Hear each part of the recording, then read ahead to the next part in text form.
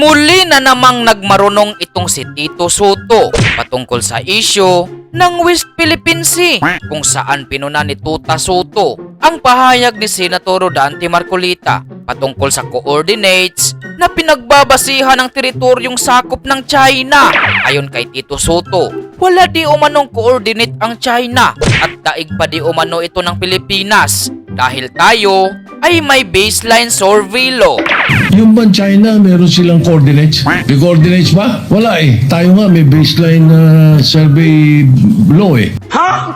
Sila wala eh. Kung ano mangkinin kanila eh. So, I want to find out what are the coordinates of China in the West Philippine Sea. Bunga ng pahayag na ito ni Tuta Soto ay sinupalpal siya ni Senator Marcolita kung saan sinirmonan at pinangaralan ni Senator Marcolita itong produkto ng One Bull University kung saan nagmukhang walang alam itong si Tito Soto. Ayan po yung mapa ng China. Makikita po ninyo yung 6.1. Yan po ay nakatala doon sa International Hieroglyphics Organization or S23.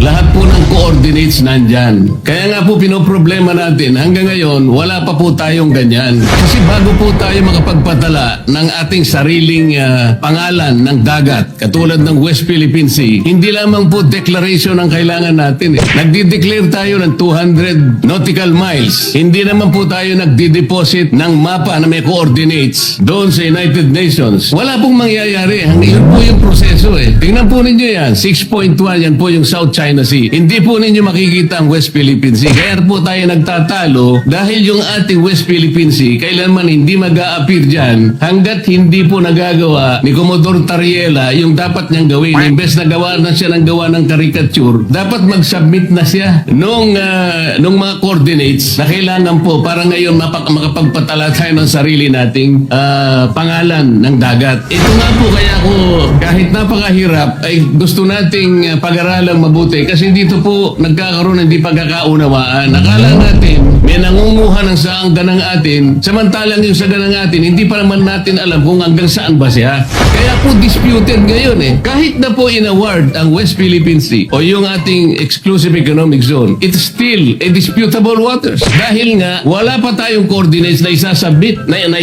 na nire-require po sa atin. Talo! Sorry. Isa pa sa nagbida-bida at nagmarunong sa Senate session ay itong si Mr. Sanaol Kiko Pangilinan. Sana all ligtas. Kung saan ibinida nito ang article ni retired Associate Justice Carpio na di umano'y magpapatunay at magsisilbing matibay na basihan na ating magagamit sa pag-angkin sa West Philippine Sea. And I quote his, for the Philippines, what is at stake in the South China Sea are, number one, about 80% of its EEZ, comprising 381,000 square kilometers of maritime space, including the entire Reed Bank and part of the Malampaya gas field, and number two, 100% of its exclusive continental shelf, estimated at over 150,000 square kilometers of maritime space.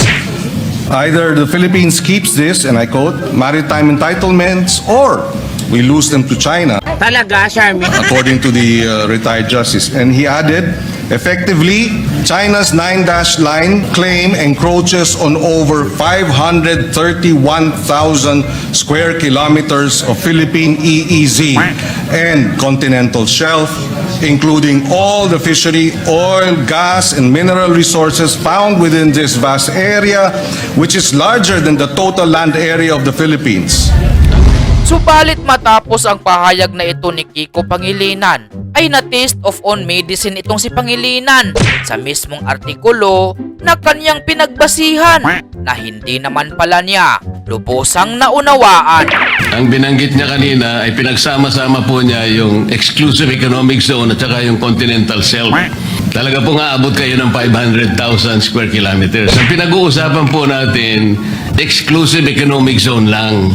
Kaya po tayo na-confuse. Kanina po tinatanong kung merong coordinates ang China. Ayan po yung mapa ng China. Makikita po ninyo yung 6.1.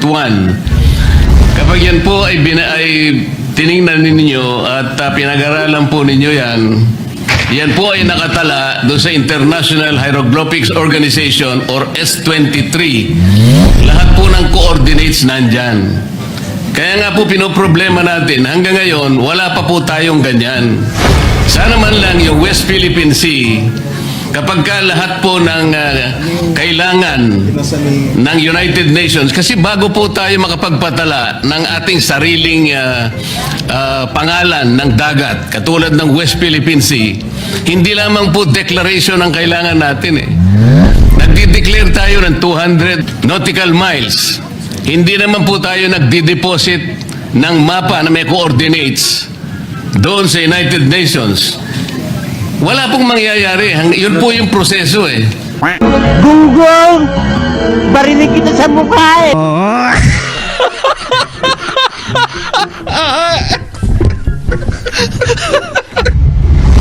At ang nakakatawa pa dito, noong natanong ni Senator Rodante Marcolita, itong si Senator Kiko patungkol sa isyong ito. Is the Honorable Senator aware that in 2016 the South China Sea Arbitral Tribunal declared the boundaries of the Calayan Island Group as contrary to the UN Convention of the Law of the Sea?